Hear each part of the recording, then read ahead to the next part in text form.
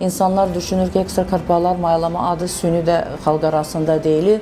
Burada başqa adamların hüceyrələrindən istifadə olunur. Miflərdən biri odur ki, doğulan uşaqlar fərqlənir. Əvvəl əgər biz deyirdik ki, daha çox ailədə sonsuzluq problemi qadına bağlıdır, indi isə daha çox kişilərə bağlıdır. Bəzi deməli həkimlər düzgün yanaşmırlar bu sosial şəbəkələrdə bu paylaşımlara. İndikilərin də bir çox həkimi ChatGPT-dir.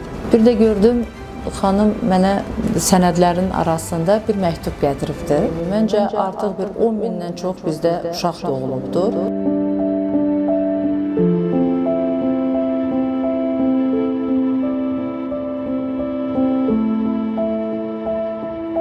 Artıq böyüklər, böyük uşaqlar oldu, böyük qızlar, oğlanlar olublar.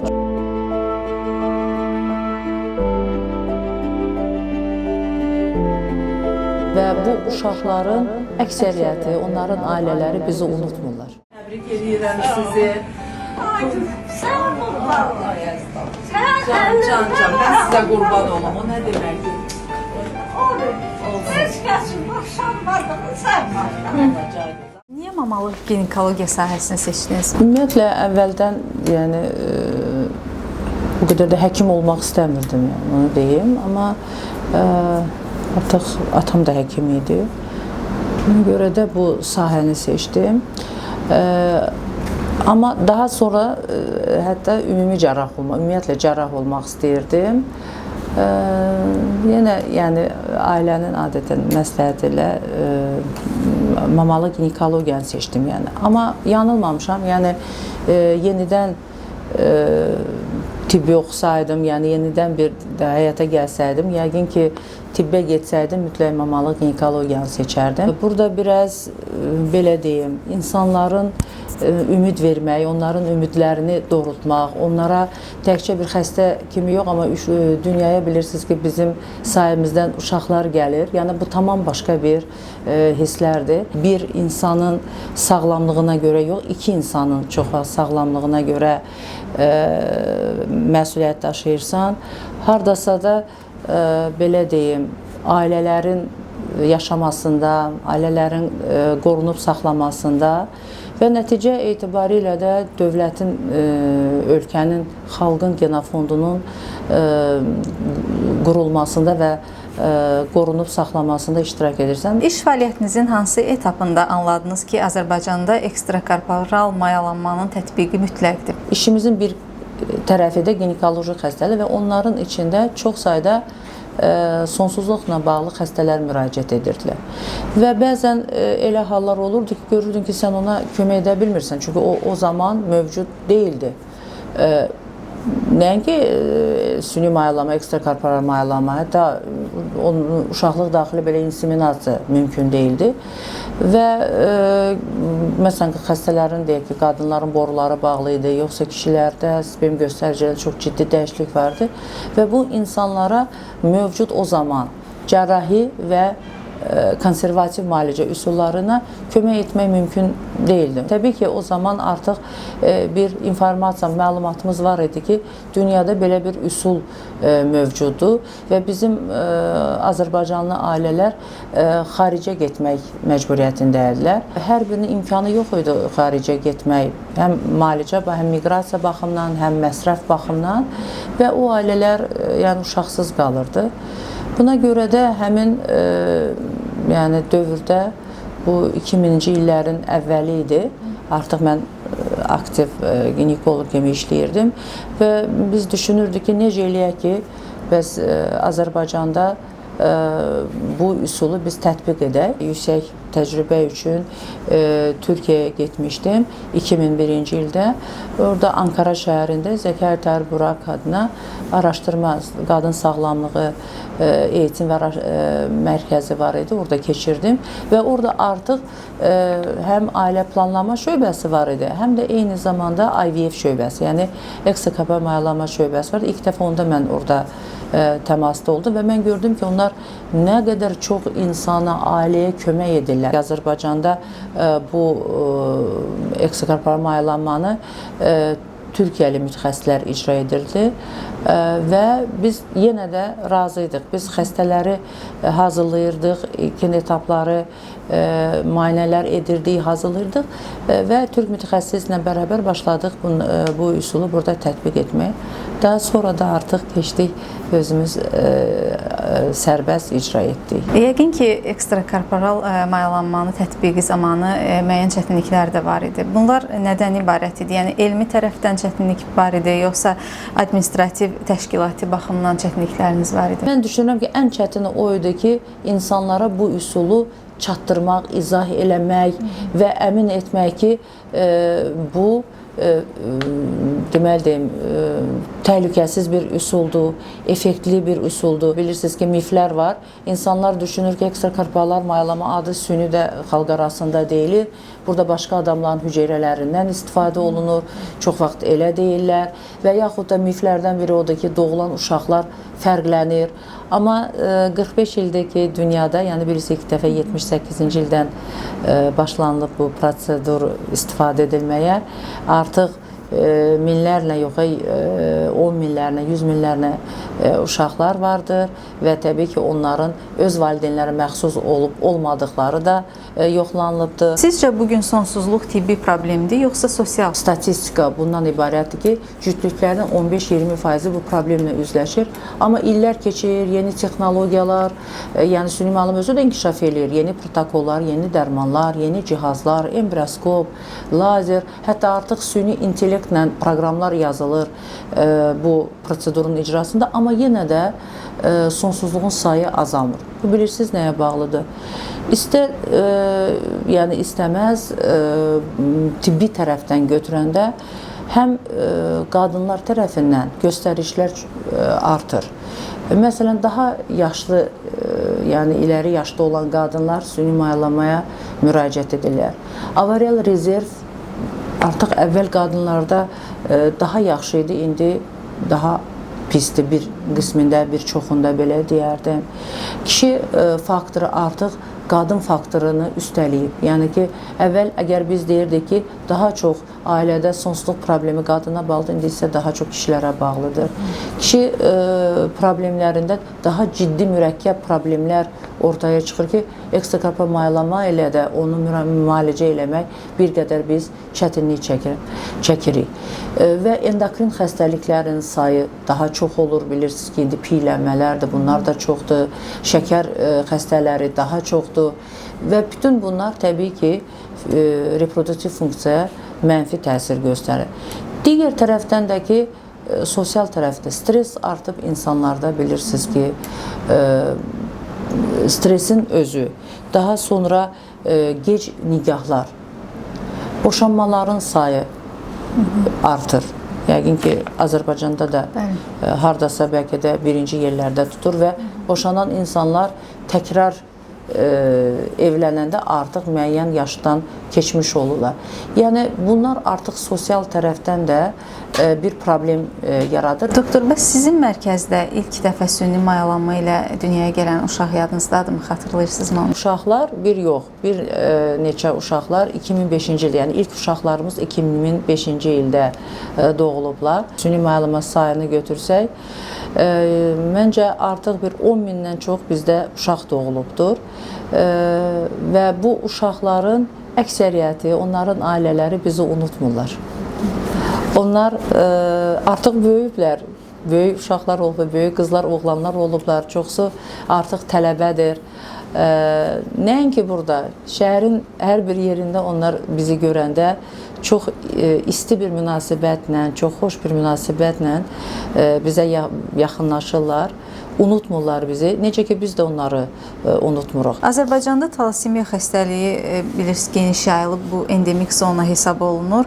Elə etmək olarmı ki, bu xəstəliklə uşaqlar dünyaya gəlməsin? Ekstrakorporal mayalanmanın bir istiqaməti, əsas istiqaməti sonsuzluğu aradan qaldırmaqdırsa, yəni ki, həm qadın, həm kişi sonsuzluğu, digər bir istiqaməti və çox vacib istiqaməti genetik xəstəlikləri mübarizədir. Ekstrakorporal mayalanma nəticəsində həm qadın, həm kişi hüceyrələr əldə edilir, mayalanma gedir və əmələ gəlir embrionlar. Bu səviyyədə biz embriolardan hüceyrələr əldə edərək genetik laboratoriyada embrionu müayinə edə bilərik. Yəni biz öncədən, transferdən öncə, yəni qadın orqanizminə, uşaqlığın içinə yerləşdirmədən öncədən embrionun hansı genetik xəstəliyin daşıyıcısı və yaxud da ki, daşıyıcısı deyil. Cinsiyyətidir, oğlandır, yoxsa qızdır. Cinsiyyətə bağlı xəstəlikləri varmı? Xromosom mutasiyaları varmı? Monogen xəstəliklər mi varmı? Bütün bunları biz müayinə edə bilirik. Talasemiya gen bir xəstəlikdir. Azərbaycan endemik zonadır və bizim əsas Aran zonada yerləşən rayonlarımızda çox yayılıb və təbii ki, Aralıq dənizi üzərində yerləşən ölkələrin əksəriyyəti endemik zona sayılır və orada da çox yayılıb, amma bir çox ölkələr artıq ondan mübarizəni bitiribdir. Məsələn, İtaliyada, Kiprdə, onlarda 70-ci illərdən başlayaraq prenatal, yəni hamiləlik dövründə və preimplantasyon, yəni hamiləlikdən öncə diaqnostika vasitəsilə bugün demək olar ki, heç bir də uşaq bu xəstəliklə doğulmur. Hansı müqavimətlərlə, əngəllərlə rastlaşmısınız? Hansı sizə daha çox təsir eləyib? Televiziyada o vaxtları çıxış edirdim və amniosentezin nə olduğunu, prenatal diaqnostika nə deməkdir, hansı xəstəlikləri biz burada müəyyən edə bilirik hamiləlik dövründə. Orada qeyd edim ki, 250-dən çox genetik xəstəliyi çağırırdım insanları ki, buna müraciət etsinlər. Və elə bir sual gəldi ki, bəs bunu harada icra edilir? Təbii ki, mən dedim ki, mən bildiyim yerdə Bakıda, tək bizdə deyil. O zaman bir neçə yerdə, yəni Bakıda, paytaxtda 1-2-3 yerdə klinikada mütəxəssislər var idilər ki, amniosentezi icra edirdilər. Və sual belə oldu ki, bəs regionlarda varmı elə mütəxəssislər ki, bunu icra etsinlər? Dedim, mən bildiyim qədər yoxdur. Təəssüflər olsun ki, bəzi, yəni burada Bakıda olan bəzi və Səhiyyə Nazirinin səviyyəsində, yəni sözü keçən belə, mən onda gənc idim, yəni bir mütəxəssislər var idi. O vaxtki rəhbərliyə, Səhiyyə Nazirinin rəhbərliyinə bu haqda məlumat vermişlər və böyle böyük bir qopmuşdu ki, həngamə sizin həkiminiz deyir ki, bizdə regionlarda səhiyyə inkişaf etmir. Hətta belə bir, mən də dedim ki, çıxartsınlar həmin mən danışdığımı və təqdim eləsinlər rəhbərliyə. Mən orada dedim ki, amniosentez, əgər hansı bir regionda amniosentez icra edilirsə və genetik laboratoriyada orada bu təhlil aparırlarsa, danışsınlar bu haqda, yəni onu təqdim eləsinlər. Doktor, süni mayalanma həqiqətən bir elmdir, yoxsa məharətdir? Bu üsulla müraciət edən pasiyentlərin və həkimlərin səhvləri nədən ibarətdir? Ekstrakorporal mayalamada əgər nəticə əldə etmək istəyirsənsə, xəstəyə fərdi yanaşacaqsan. Yəni, deyək ki, bir xəstə gəldi, mənim boruları bağlı, təbii ki, ona süni mayalama lazımdır. Amma sən ona standart süni mayalama icra edəcəksənsə, bu o demək deyil ki, orada nəticə əldə edəcəksən.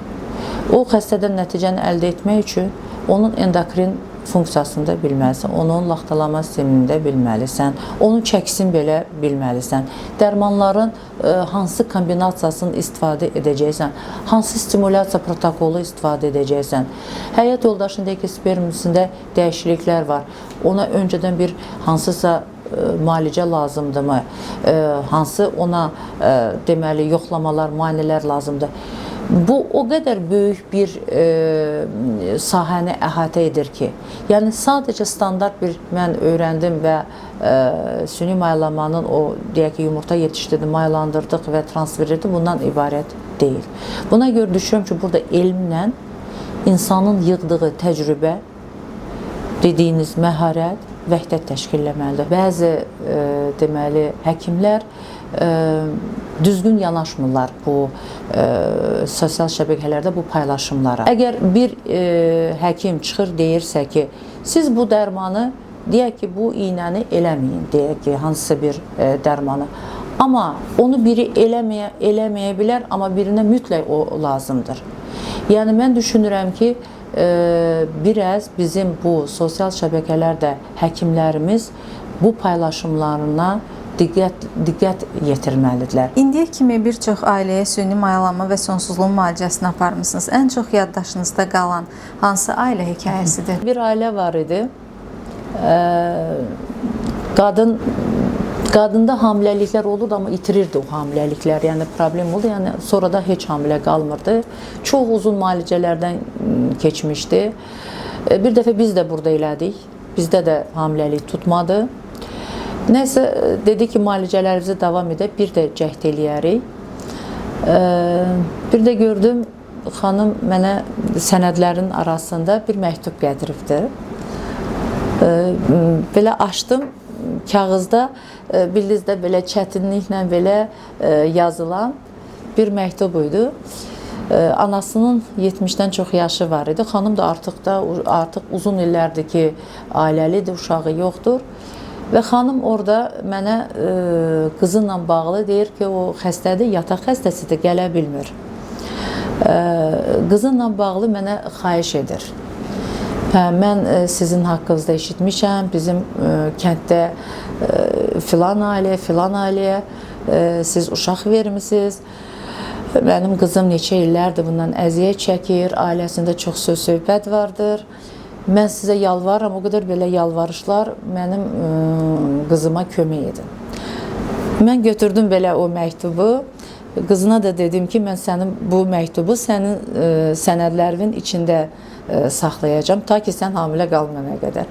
Nəysə biz müalicələrimizi elədik, hamilə qaldı, dünyaya uşaq da gəldi, amma məktubu mən hələ də saxlayıram. Azərbaycan üçün, region üçün ana ölümlərinin əsas səbəbləri hansılardır? Heç bir aktiv cərrah, mama ginekoloq bu problemlə üzləşməkdən sığortalamayıb. Çünki elə səbəblər var ki, artıq orada həkimdən asılı deyil. Ana ölümünün səbəblərindən biri qan itkisidir. Yəni qanaxmadan qadının həyatını itirməsidir. Bu da düşünürəm ki, ümumiyyətlə dünyada indiki zamanədə bütün ölkələrdə, o cümlədən Azərbaycanda da qəbul olunmazdır. Yəni ki, bunun qarşısını almaq olar. Elə səbəb var ki, artıq orada həkimdən və heç kimdən asılı deyil. Çünki ola bilər, yenə dediyim kimi, emboliya olsun, dölyanı mayelə, emboliya olsun, ümumiyyətlə tromboemboliya olsun. Orada yardım da etsən, çox vaxt xilas etmək olmur qadını. Amma qanaxmadan ölməsi qadının təbii ki, bu qəbul olunmazdır. Və bugün də məndə olan məlumata görə Azərbaycanda da bir sıra qadın ölümlərinin, ana ölümlərinin səbəbi məsələn qan itkisidir və vaxtında yəni onlara yardımın göstərilməməsidir. İndikilərin də bir çox həkimi ChatGPT-dir. Onu da deyim ki, ChatGPT bu sualı verə bilərsiniz. ChatGPT əslində həkimlərə kömək edir. Yəni o şey deyil. Əvvəl xəstə izah eləyirdin ki, məsələn, anemiya, qan azlığı var. Xəstə sən yazırdın bir qan preparatını, içmirdi. Dedi, yox, mən dərman içmirəm, mənim mədəm ağrıyır. İzah eləyirdin ki, baxın da, anemiya sizdə nəyə gətirib çıxara bilir? Siz axı doğuşda da qan itirəcəksiniz. Sizin saçınız da tökülə bilər, özünüz də özünüzü daha pis hiss edə bilərsiniz. Qan azlığından qanaxma da ola bilər sizdə. Döl ana bətnində yaxşı qidalanmaya bilər, hipoksiyaya gətirib çıxara bilər, dölün inkişafında geriləməyə izah eləyirsən. Amma indi onlar vururlar ChatGPT-yə və orada yazılır anemiyanın fəsadları və o qədər qorxurlar ki, yazdığın dərman deyib birini də yazın ki, doktor, baxın nə eləyim ki, bu anemiyadan mən mübarizəm. Ona görə haradasa ChatGPT mən düşünürəm ki, bizə daha çox kömək edir.